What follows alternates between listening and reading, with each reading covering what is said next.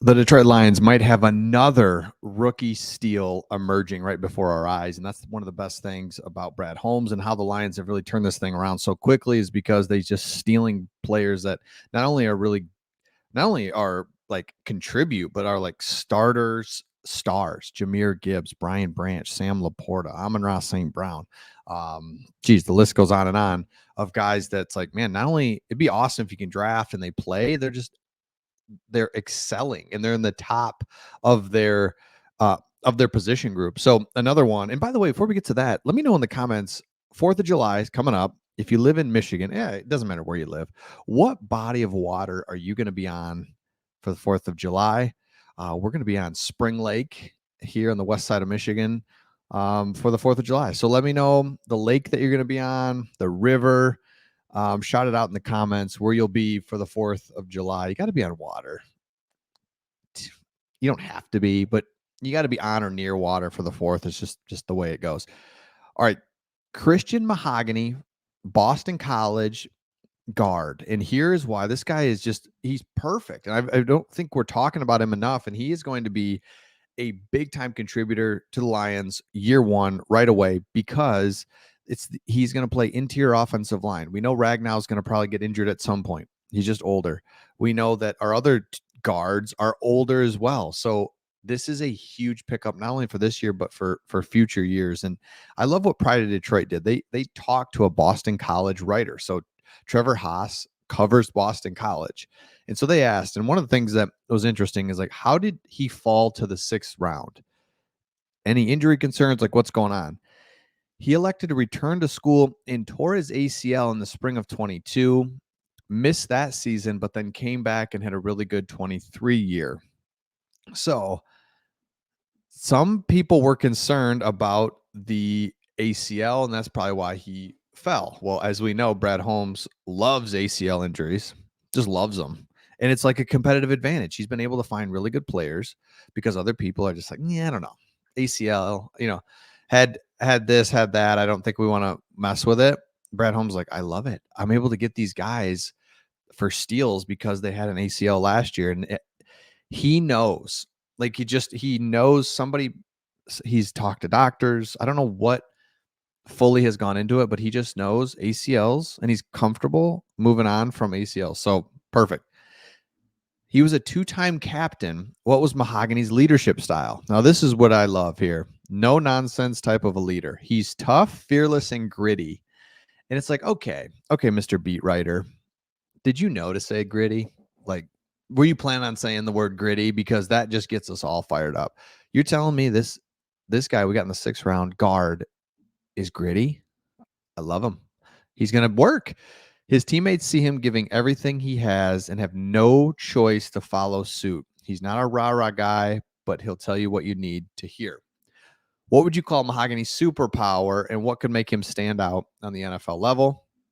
His superpower is tenacity. Man, is this Boston College writer just messing with us now?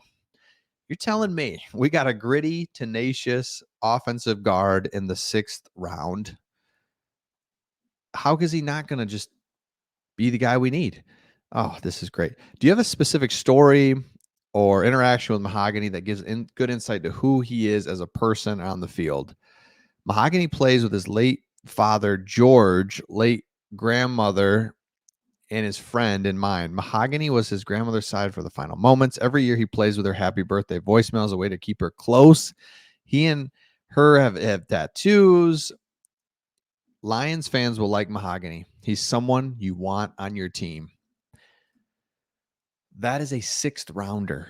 And this is what's interesting about Brad Holmes is we know by watching this rebuild from 21 on, you have to draft well. Because you look at the free agents the Lions have brought in, they provide depth. They're good. Like Khalif Raymond was a free agent. I mean, there's some free agents that definitely work and you pick your spots, but your foundation, your team is built off of guys that you bring in, you hand pick into your organization.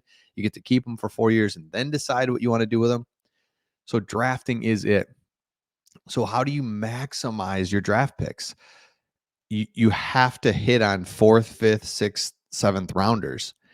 And so for Brad Holmes to hit on a Rodrigo, to get a Christian Mahagony, it's huge. Amon-Ra St. Brown. I mean, to get a top 3 wide receiver in the National Football League in the 4th round, it changes your franchise. It's crazy. So switching gears real quick here into this is this tight end university thing. You're probably seeing on social media. Sam Laporta was there, and everyone just loves him. It's like, man, he's turned into one of my favorite players on the Lions, because it's just like, man, this guy's awesome. Where does Laporta rank among tight ends in the NFL? Top 3. I think Laporta has solidified himself right up there with Travis Kelce and George Kittle, who I'd put in the 2 top spots for now. Yeah, I mean, like this year, you're just looking at this year, sure. But if you were to just do a power rankings, not power rankings, like a draft, you would take Sam Laporta first overall tight end because he's in his 2nd year. Travis Kelce, 34, George Kittle, older, but man, Sam Laporta, and that's what's so exciting, I guess, about the Lions. You've got all these guys from last year going into their 2nd year, all the 2nd year guys going into their 3rd year. So by default, I mean, the Lions are just going to get that much better just because all of these younger guys are now going into another year. Like all these young, dynamic guys. I mean, Aiden Hutchinson, just every year he looks bigger, stronger. Like, dang, from his rookie year to now, it's like, yeah, absolutely. Right. So he's just like now entering his prime. There's like a 5-year stretch that we get to watch Aiden Hutchinson just be in his prime. And it's just like, this is fun. I'm having fun watching the Lions. Thank you so much. All right. This was another interesting one, is a roster preview on Iffy Melifonwu. And so what happens is throughout this off season, it's kind of like, is he the guy? Like I love what he did last year. But he's kind of like this hybrid safety linebacker, bigger guy. So it's like, okay. And we've had a lot of weirdness happen with CJ Gardner Johnson and Tracy Walker leaving. So is Melifonwu the guy that we want that will be our safety? And yeah, absolutely. Because that moves Brian Branch to the slot where he's so good, because he's so good at covering and tackling and being a great linebacker. So over his first 2 NFL seasons, Melifonwu struggled to stay healthy. We know that. He started training camp 23 was rough. Injuries. Overall, his expectations for 23 were low. Then Brian Branch is just out on fire right away. And you're just like, gee whiz. And we had signed Gardner Johnson. We had Walker. It's like, what are we doing here?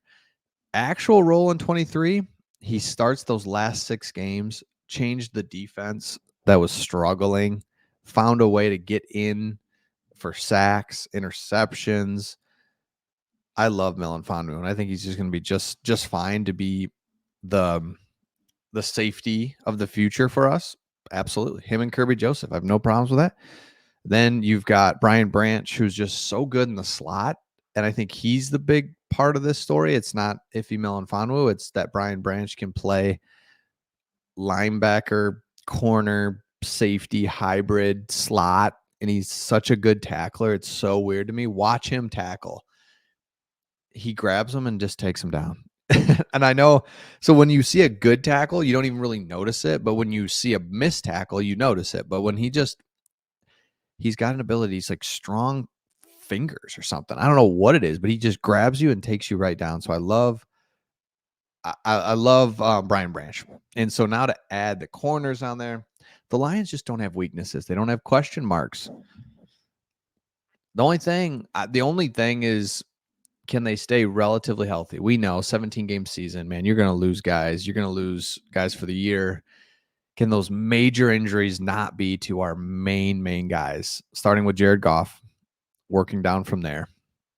That's an interesting topic, really, is like, who can we not afford to get injured? It's like Goff, one. Oh, man. And then I would probably say Hutchinson, 2. Ragnow, any of the Panay, Amon-Ra. Jameer Gibbs, Sam Laporta. Sam Laporta's up there. All right. Let me know your thoughts in the comments. If you haven't subscribed yet, we'd love that. And we'll see all of you on the next one.